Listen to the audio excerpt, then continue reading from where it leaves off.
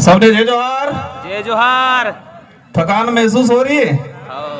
पक्का थकान महसूस तो नहीं हो रही ना? अनावड़े वाया वाला थाकी नहीं क्या स्टेडियम वाला? और मार विचार एक प्लस जी उबा है वो लागे थाकी गया एटली बेई जो तो ठीक रहेगा। जितने जो साथी खड़े हैं क्योंकि आपड़े वहां है बीजा उबा है और बीजा हुआ मार जेवा थोड़ा कद में नाना है तो बापड़ा ताकी रे हम ओसा थाई थे जुए देखा तो नहीं है तो जटला अनावड़े वालन भी इच्छा है मार बदार को नहीं बोलूंगा मुंह लेकिन जटला जी उबा ही बेई तक वहां वालन ठीक रहे तो देखा तो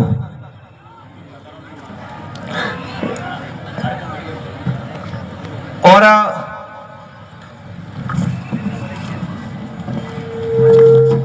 साथियों विश्व आदिवासी दिवस international day world of indigenous people हमारे लिए एक गौरव की बात है कि विश्व आदिवासी दिवस इस धरती पे जितने भी देश हैं इन देशों का उन महाद्वीपों का जो मूल मालिक है इनके संरक्षण के लिए उनकी संस्कृति के संरक्षण के लिए इनके अधिकारों की रक्षा के लिए इनकी पहचान को जिंदा रखने के लिए संयुक्त राष्ट्र संघ जो पूरे विश्व के 193 देशों का एक संघ बना हुआ है और ये 193 देशों का जो संगठन है संयुक्त राष्ट्र संघ यूएन उन्होंने 1994 में विश्व आदिवासी दिवस के लिए पूरे विश्व में मनाने हेतु इस दिवस की घोषणा की। आप सबकी मेहरबानी की वजह से डूंगरपुर बांसवाड़ा की जनता की मेहरबानी की वजह से आप सबके सहयोग की वजह से मुझे सांसद बन के दिल्ली में जाने का अवसर मिला और मैंने प्रयास किया कि संविधान के अंदर आदिवासी समुदाय के लिए क्या क्या अधिकार हैं। संविधान के बाद जब 1952 से लगा के 2024 तक भारत की संसद के अंदर आदिवासी अधिकारों को लेके जितने एमपी एमएलए गए विधानसभा में एमएलए गए सांसद बन के गए सांसद में तो हमने प्रयास किया कि इन लोगों ने क्या क्या अब तक क्या किया है। एक बात को लेके कंफ्यूज था। कुछ लोग कहते हैं कि संविधान में आदिवासी शब्द नहीं है, इस बात को गौर से सुनना। कुछ लोग कहते हैं कि संविधान में आदिवासी शब्द नहीं है, संविधान के अंदर शेड्यूल ट्राइब जनजाति शब्द का संकलन है। तो हमने प्रयास किया कि आदिवासी शब्द कहां से खत्म किया गया तो संविधान की डिबेट पड़ी और संविधान की डिबेट में जयपाल सिंह मुंडा ने जो बात रखी उसको मैं अगली कड़ी में रखूंगा। मैं मेरी बात को शुरू करने से पहले उस किस्से को याद करना चाहूंगा कि संयुक्त राष्ट्र संघ जेनेवा में पहुंचा।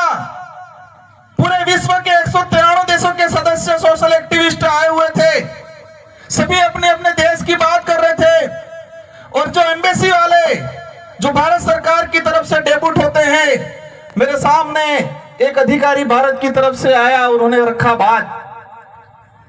उन्होंने 1982 से लगा के 2024 तक विश्व स्तर पर आदिवासी समाज की भारत के आदिवासियों की पहचान क्या रखी उसके बारे में बात रखी।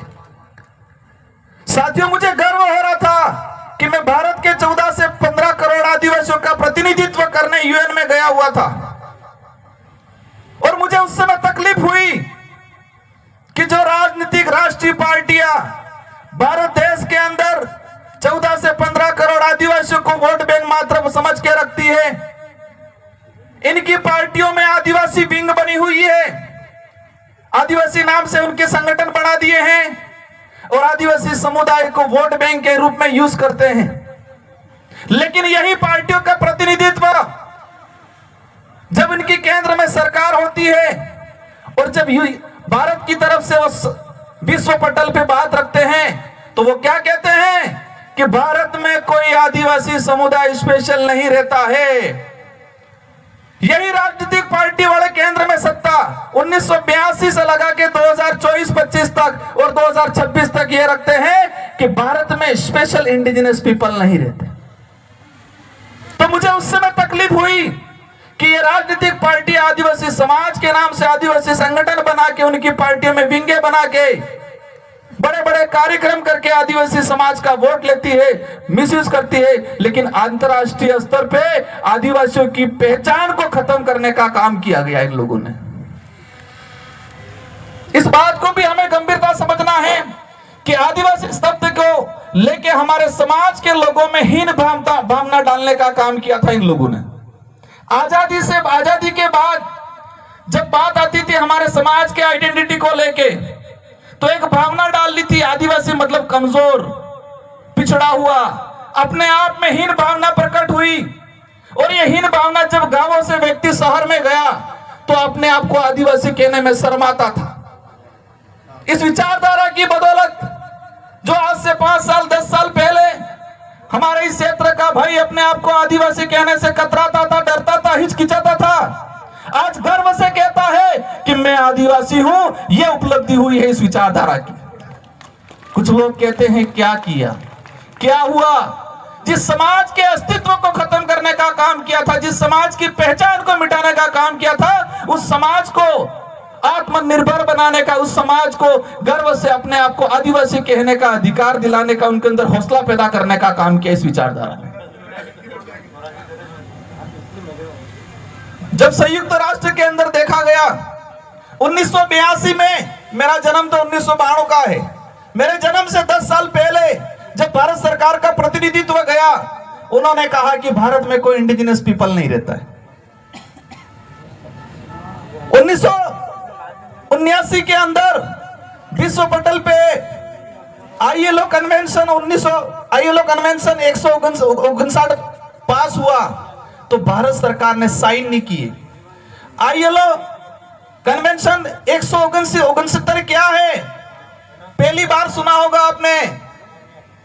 इंटरनेशनल लेबर जो ग्रुप बना था, अंतरराष्ट्रीय श्रम संगठन, इसमें यह प्रावधान था कि विश्व में किसी भी देश पे जो आदिवासी समुदाय पारंपरिक रूप पे जिस जमीन पे रह रहा है, उस जमीन का मालिकाना अधिकार उस आदिवासी परिवार को मिलना चाहिए। यह उस कानून में था,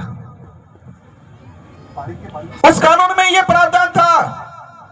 जो आईएलओ कन्वेंशन 169 जो है कि आदिवासी इलाके में आपको खनन करना है, कोई भी देश की सरकारें तो आदिवासी इलाके में अगर खनन करती है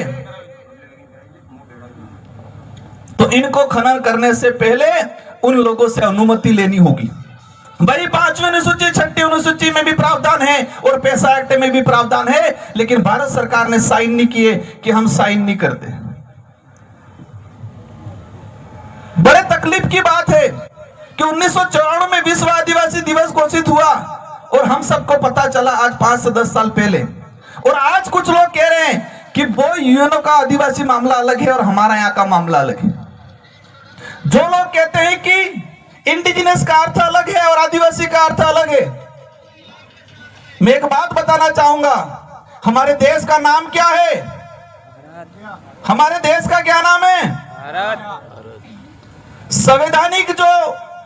संवैधानिक कॉन्स्टिट्यूशन में सबसे ज्यादा जो विवरण दिया गया है, उल्लेख किया गया है इंडिया का, और उसमें यह बता दिया गया है कि India that is a Bharat, या Bharat that is a India. मतलब भारत है वही इंडिया है, इंडिया है वही भारत है। और एक तीसरा नाम प्रचलन में हो रहा है हमारे देश का, वो क्या नाम है? सभी राजनीतिक पार्टियां बड़े बड़े मंचों से कहती है संविधान के अंदर मुख्य रूप से इंडिया और इंडिया के बाद Bharat, Bharat that is India या India that is a Bharat का उल्लेख है। और तीसरा हमारे देश का नाम है, हम तो नहीं लेते, बहुत कम लेते, क्योंकि हम संविधान को मानते। बाबा साहब अंबेडकर, जयपाल सिंह मुंडा ने जो संविधान लिखा है उसकी पालना करते। तीसरा नाम का उल्लेख क्या होता है? हिंदुस्तान का आवाज आई। मतलब हमारे भारत देश के संवैधानिक 2 नाम है, भारत और इंडिया, और तीसरा प्रचलन में जो आ रहा है और ला रहे हैं वो हिंदुस्तान।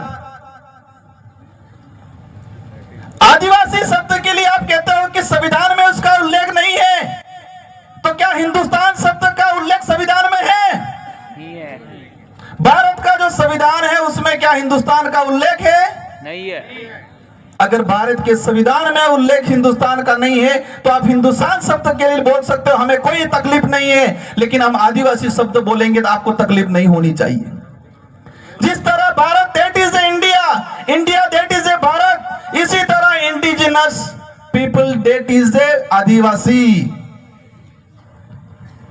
आदिवासी that is A schedule tribe, schedule tribe that is a India, indigenous people. यही सच्चाई है। और इस आदिवासी शब्द को खत्म करने का काम किया है। वो खत्म करने का काम इसलिए कर रहे हैं कि गर्व से कोई व्यक्ति ये नहीं कहे कि मैं आदू आदना धनी मूल दूलना धनी, ये नहीं कहे। आज जिस तरह से कुछ लोग लिख रहे हैं, पिछली बार देखा होगा कि राजस्थान के मुख्यमंत्री जी ने आदिवासी दिवस का ट्वीट किया और 20 मिनट बाद जब नागपुर से फोन आया और फोन आने के बाद 20 मिनट बाद राजस्थान के मुख्यमंत्री जी ने वो ट्वीट हटा लिया और यहां आ रहे हैं, कहते हैं आदिवासी भाइयों हम आपका कल्याण करेंगे। आदिवासी इतना अब ना समझ नहीं रहा है, इतना भोला भी नहीं रहा है। और एक चीज देखिए कि आदिवासी समाज का जो व्यवहार है, सीधापन, भोलापन, हर किसी पे विश्वास करने का, उस विश्वास का, इस भोलापन का इन लोगों ने फायदा उठाया है आज तक। लेकिन हमें सावधान रहना पड़ेगा कि जो जितना मीठा बोलता है जरूरी नहीं है वो मिठाई हो। आज जिस तरह से जयपाल सिंह मुंडा के लिए कुछ लोग बोलते हैं,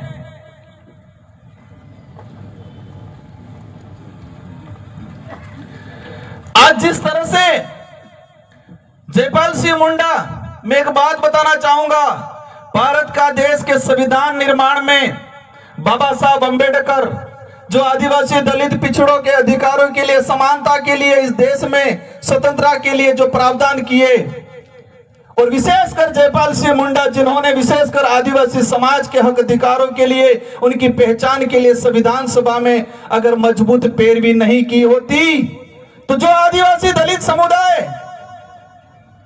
आज अधिकारी बन के, नेता बन के, टाई पहन के, सूट बूट लगा के और टाई बेल्ट पहन के घूम रहा है, अगर वो जयपाल सिंह मुंडा और अंबेडकर साहब नहीं होते तो आज उनके आगे तो हांडी होती और पीछे झाड़ू लगाया हुआ होता। संविधान की सभा में जयपाल सिंह मुंडा आदिवासियों की मजबूत पैरवी करने वाले और बाबा साहब अंबेडकर इस देश के आदिवासी दलितों की मजबूत पैरवी करने वाले नहीं होते तो जो आज आदिवासी समाज का प्रमाण पत्र बना के जो नेता विधानसभा संसद में जा रहा है, जो आदिवासी समाज का प्रमाण पत्र लगा के कर्मचारी अधिकारी बन के ऑफिसों में जा रहा है और सूट बूट टाई लगा रहा है, अगर ये दो व्यक्ति नहीं होते तो शायद हमारे आगे हांडी होती और पीछे झाड़ू होता। क्योंकि आदिवासी दलितों को इस देश में पढ़ने का अधिकार हजारों सालों से नहीं था, इस संविधान ने हमें दिया है। और आज जयपाल सिंह मुंडा के लिए कहते हैं कि जयपाल सिंह मुंडा तो ऐसे ही था, संविधान में बकवास करता था। राजेंद्र प्रसाद जी ने बोला था, मैं इस मंच से खुला चैलेंज करता हूं, एक नेता का मैंने भाषण सुना था जयपाल सिंह मुंडा के लिए, और संविधान की अधिकतर पूरी डिबेट हमने पढ़ी कि कहीं पर भी राजेंद्र प्रसाद जी ने यह नहीं कहा था जयपाल सिंह मुंडा को कि आप बकवास करते हो। यह जरूर देखा और मैं उनको धन्यवाद देना चाहता हूं कि तुम्हारी वजह से मुझे संविधान की डिबेट पढ़ी और जयपाल सिंह मुंडा ने आदिवासियों के अस्तित्व के लिए, उसकी आइडेंटिटी के लिए, उनके अधिकारों के लिए कितना लड़ा पड़ा वो मैं समझा। और जयपाल सिंह मुंडा के लिए मेरे मन में जो भाव थे उससे और बढ़ गए, मेरे मन में जो इज्जत थी वो और बढ़ गई। एक बात जयपाल सिंह मुंडा ने संविधान में कहा था, संविधान की सभा में कुछ सदस्यों ने आदिवासी समाज को अल्पसंख्यक में गिनने का प्रावधान दिया, मतलब चर्चा की थी कि आदिवासी समाज को अल्पसंख्यक में गिनो। तो जयपाल सिंह मुंडा ने कहा था कि आदिवासी समाज को दया के रूप में अल्पसंख्यक गरीब में चिन्हित करने की भूल मत करना। आदिवासी समुदाय इस देश का मूल मालिक है, प्रथम नागरिक है, यह जयपाल सिंह मुंडा ने कहा था। साथियों, बड़े दुर्भाग्य की बात है कि हमको 5000 साल पुरानी काल्पनिक एक बात बताई, लेकिन 50 साल पहले की, 100 साल पहले का, 200 साल पहले का इतिहास हमको नहीं बताया इन लोगों ने। ये जो लड़ाई है हमारे अस्तित्व को बचाने की, उसको हमें लड़ना है। और जयपाल सिंह मुंडा ने एक बात बोली थी, लोकतंत्र की जब बात आती है कि हमें लोकतंत्र, आदिवासियों को लोकतंत्र सिखाने की जरूरत नहीं है। आदिवासी हजारों सालों से लोकतांत्रिक व्यवस्था को जीते आ रहा है और दुनिया और आप सबको आदिवासियों से लोकतंत्र सीखने की जरूरत है। साथियों, जिस तरीके से हम आज देख रहे हैं, और मैंने एक बात पे गौर किया, एक ऐसी विचारधारा है इस देश के अंदर, और वह विचारधारा आदिवासी हो, दलित हो, किसी भी वर्ग का गरीब व्यक्ति है, किसी भी समाज का जो मानवता में विश्वास करता है, वैज्ञानिक दृष्टिकोण रखता है, उन सबके लिए घातक है। और आप भी गौर करना कि एक वो विचारधारा है जिस विचारधारा ने अंग्रेजों का साथ दिया था, आजादी का विरोध किया था, तिरंगा झंडे को जलाने का काम किया था, संविधान को जलाने का काम किया था, और तिरंगा झंडे को उनके जो मुख्यालय थे, उन मुख्यालयों पे 25 साल तक तिरंगा झंडे को नहीं फहराया था। और आज तिरंगा झंडा घर घर बांट रहे हैं, आज घर घर बांट रहे हैं। वो वही विचारधारा है जो जयपाल सिंह मुंडा को बदनाम करती है, वो वही विचारधारा है जो संविधान की पुस्तक को जलाने का काम करती है, और वो वही विचारधारा है जिसने संत सुरमाल महाराज की भक्ति को खत्म करने का काम किया है। वो वही विचारधारा के लोग हैं जिन्होंने रास्तापाल में कालीबाई कलासुआ, नानाबाई, सेंगाबाई पे गोलियां चलाने का काम किया था। वो वही विचारधारा है जिस विचारधारा ने गोविंद गुरु के महाराज के नेतृत्व मानगढ़ में हमारा आंदोलन हुआ, बिलराज कायम करने को, उसको खदेड़ने में सहयोग करने का काम किया। और वो वही विचारधारा है जो आज आजाद भारत में आदिवासी शब्द को खत्म करने की काम कर रही। उस विचारधारा के कुछ नेता बोलते हैं कि ऐसे हो जाएगा, वैसे हो जाएगा।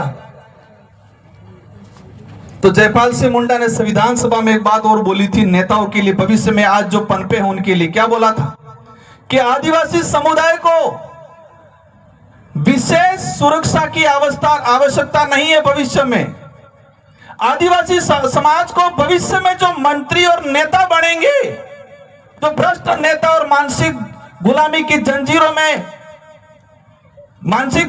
जंजीरों में जकड़े हुए जो नेता बनेंगे, इन नेताओं से आदिवासी समुदाय को सुरक्षित रखने की जरूरत है। ये बात बोली थी जो आज हमें प्रतीत हो रही है। कौन कौन खतरा मंडरा रहा है? साथियों, मैं अंतिम एक टॉपिक पे बात करके मेरी बात को समाप्त करना चाहूंगा कि मानगढ़ का जो इतिहास बिलराज कायम करने का, 1913 में 1500 हमारे भाई मर गए, और इसी इतिहास को खत्म करने का काम एक नेता ने किया, पत्र लिख के, और हमारी राजस्थान पाठ्यक्रम की पुस्तक से उस इतिहास को हटाने का काम किया।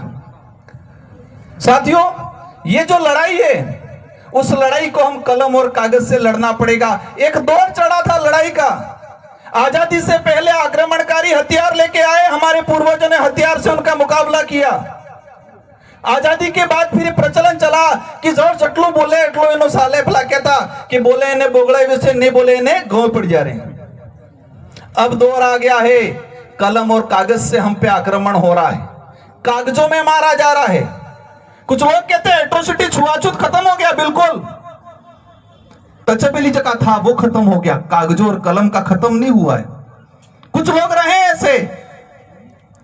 इस आदिवासी इलाके में रहने वाले प्रत्येक वर्ग का हम सम्मान करते हैं, और कई लोग हमारे साथ जुड़े हुए हैं जो वैज्ञानिक दृष्टिकोण रखते हैं, जो मानवता में विश्वास रखते हैं, लेकिन जो मनुस्मृति को फॉलो करते हैं वो आज भी ऊंच नीच की भावना रखते हैं। हम चाहते हैं इस इलाके में रहने वाला प्रत्येक वर्ग वैज्ञानिक दृष्टिकोण और मानव को इंसान समझे, समान समझे। उस भावना से हमको मिलजुल के रहना है। और गोविंद गुरु महाराज का, संत सुरमाल महाराज का, हमारे पुरखों का जो बिल प्रदेश कायम करने का जो सपना था, उसको पूरा करना है अपन सबको मिलके। और बिल प्रदेश कोई हमारी अकेले की लड़ाई नहीं है, मेरे अकेले की, अपने अकेले की नहीं है। इस लड़ाई को लेके कई नेताओं ने, पूर्व में भाजपा के भी थे, बीजेपी के थे, उन्होंने भी उठाया। नंदलाल जी को याद करना चाहूंगा, उन्होंने उठाया। दिलीप सिंह बुरिया मध्य प्रदेश, उन्होंने उठाया। सोमजी भाई डामोर गुजरात के थे, 4 से 5 बार के सांसद थे, उन्होंने बिल प्रदेश की लड़ाई को लेकर बात रखी। इसलिए इस लड़ाई को हम सबको मिलकर लड़ना है। अंतिम कहना चाहूंगा, आपको क्या करना है, हमारे बच्चों को पढ़ाना है, अच्छी शिक्षा देनी है। मैं समझ रहा हूं आज आदिवासी इलाके में स्कूलों के हालात खराब है, भवन नहीं है, टीचर नहीं है, और जो टीचर पढ़ा रहा था उन सबको ट्रांसफर करने का काम किया है। हम कोशिश करेंगे, हम जनप्रतिनिधि है, लेकिन फिर भी विपरीत परिस्थिति में आप सबको मिलकर हमारे बच्चों को पढ़ाना है, नशे पत्ते से दूर रखना है। बाकी ये चीजें नहीं करेंगे तो हम गर्त में चले जाएंगे। इन्हीं शब्दों के साथ आप सबको धन्यवाद, आभार। एक अनुरोध करना चाहूंगा, मेरे दो साथी हैं विधायक जी, हमारे जिला अध्यक्ष जी, 3 से 4 और ये 2 सांस्कृतिक कार्यक्रम बाकी हैं। और ये विश्व आदिवासी दिवस त्योहार है, कोई एक दिवस नहीं है, एक दाड़ो नहीं है, ये त्योहार है। और उस त्योहार में मन बना के रख लेना है कि हम रहे नहीं रहे, हमारी पीढ़ी को उस अनुरूप बना के जाना है कि त्योहार के रूप में मनाएं। और हमें कम से कम सुबह 11 बजे से लगा के शाम को 5 बजे तक रुकना है, 6 बजे तक रुकना है। ये परिपाटी बनानी है। साल में एक बार आ रहा है ये त्योहार हमारा, तो एक बार साल में एक दिन तो हम दे ही सकते हैं। इसलिए इन्हीं शब्दों के साथ जो वक्ता रहे उनकी बात को सुनना है। आप सबको धन्यवाद, आभार। जय जोहार, जय